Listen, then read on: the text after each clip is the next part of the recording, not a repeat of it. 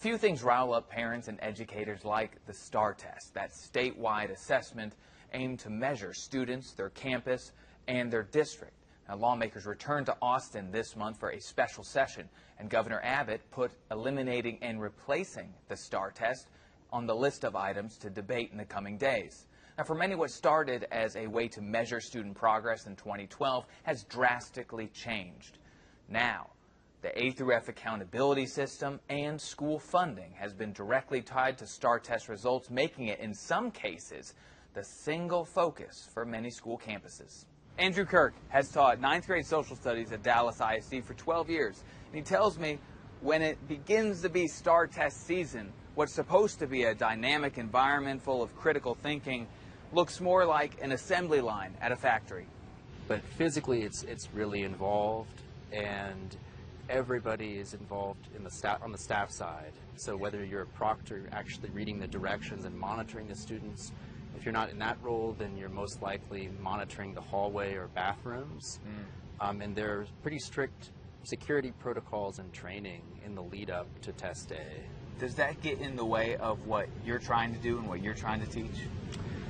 It can and it does, because in my case I teach world geography in 9th grade, and so in high school there are 5 state assessments and 3 of them are in 9th grade, but my content area is not tested, and so because it's not tested by the state, there's not a state accountability metric attached to it.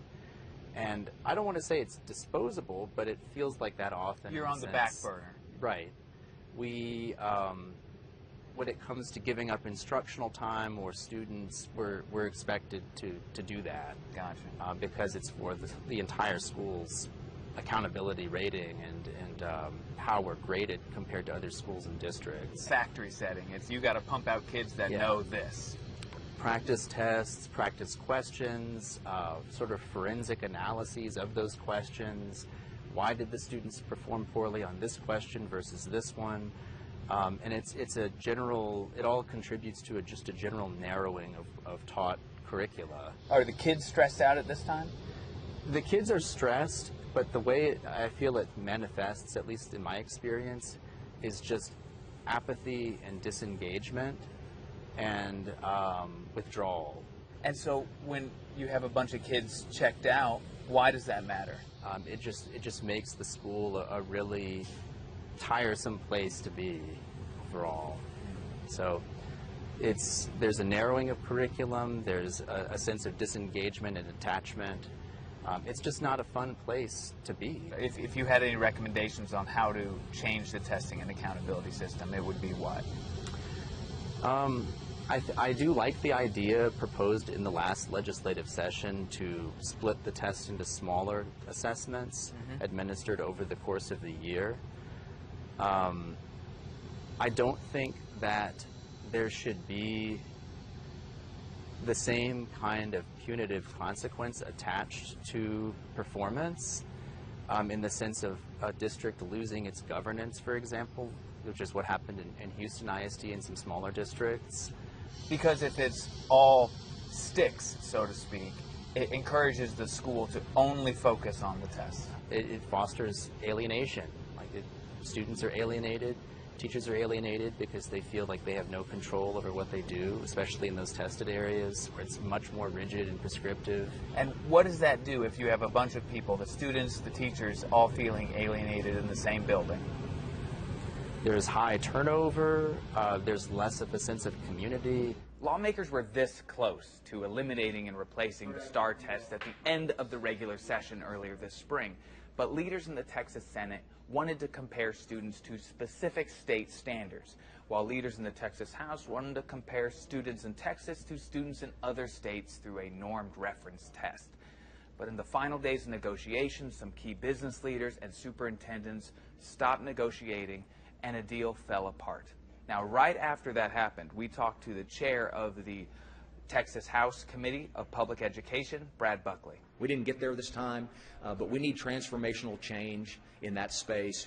We need assessments that are really instructionally relevant and they're actionable by teachers. They need results faster. We're here in Fort Worth to talk to Dr. Jim Chadwell. He was the superintendent for Eagle Mountain Saginaw ISD for 14 years. He's been in the Texas education world for more than 30 years. Now he works for VLK Architects, and he consults with a lot of business groups around the state. So their argument is that STAAR test may not be the answer, but there needs to be some type of testing and accountability system so they know that students are prepared for the workforce. So VLK, the architecture firm, and just the business community in general, why do they care about testing and accountability? I believe that they feel like it's part of the learning process. Is how do you know kids, our students, know what they're supposed to know? Mm-hmm. You have to have a test. Everybody has a test to do certain fields. You have to qualify, certification tests, etc. So I think it's integral to that. But I also think business leaders know that that's not where learning stops. And so I think that's where the conflict is now in 2025. So why not just get rid of testing and accountability just in general? Well, as a parent, as an educator, as a now working in business, is because we need to know if our kids are growing. And this is really the big difference, okay? If you look at STAAR, STAAR is a high accountability test. It's about meeting a standard.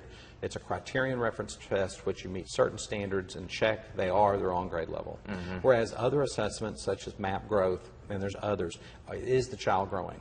And frankly, as a parent and again as an educator and now working in business, all I care is about, are you improving? Because there is a theory from teachers or parents where they'll go, why not just let the teachers teach? Why do you have to measure them like you do?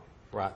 Well, I think there's certainly a wide continuum of how you respond to that. On one bookend is you just let people do what they want to do in the classroom. On the other end, you heavily organize, require, and assess it. I think the problem is we have extremes on both sides. I don't think the answer is just let people do what they want to do, because their standards could be potentially low or don't meet the needs of all the kids in their classroom. I think it's somewhere in the middle. We've gone to the other end where it becomes all about the test.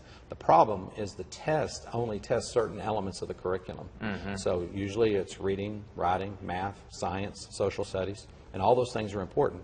But it doesn't teach all of the advanced areas. It doesn't get into calculus. It doesn't get into some of the advanced sciences. So am I hearing you correctly that the problem isn't with testing and accountability in general? The question is does STAAR fit the need for today? Well, I think STAAR is like any test. I don't believe STAAR is a bad test. We're in what people call affectionately STAAR 2.0. It's the next version of the test. I don't think it's a bad test. I don't think the first STAAR was a bad test. I don't think any of the assessments are just bad in their existence. The problem is what you do with them. So as I mentioned earlier, the narrowing of the curriculum, our understanding that you're testing a child on one day. And so you could pick a child on their worst day. Maybe something terrible has happened the day before in their life. They come in, they don't care about the exam for that day because they've lost a loved one, and that happens, or they're sick. And so their scores reflect that, and all of a sudden we put this kid on a list because they're underperforming in an area when really it has to do with something happened outside of school. But when you say that the fear of local control or the skepticism of local control, is there a belief that, if you let too much control happen on a local level, that some districts will fall behind? Right. I believe they feel like some will fall behind, some will change the standards, some will just simply do what they want to do, maybe adapt and go in directions that they're not comfortable with. And also, you can't compare districts. Lawmakers return to Austin on July 21st, and they still have that key hurdle to overcome, whether to measure students to a specific set of state standards or to students in other states through a norm reference test.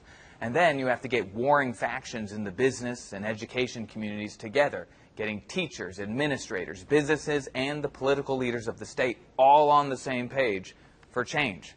That's going to be a tough task. We'll be covering it here on nbcdfw.com, NBC5, and then on our social media channels and on YouTube.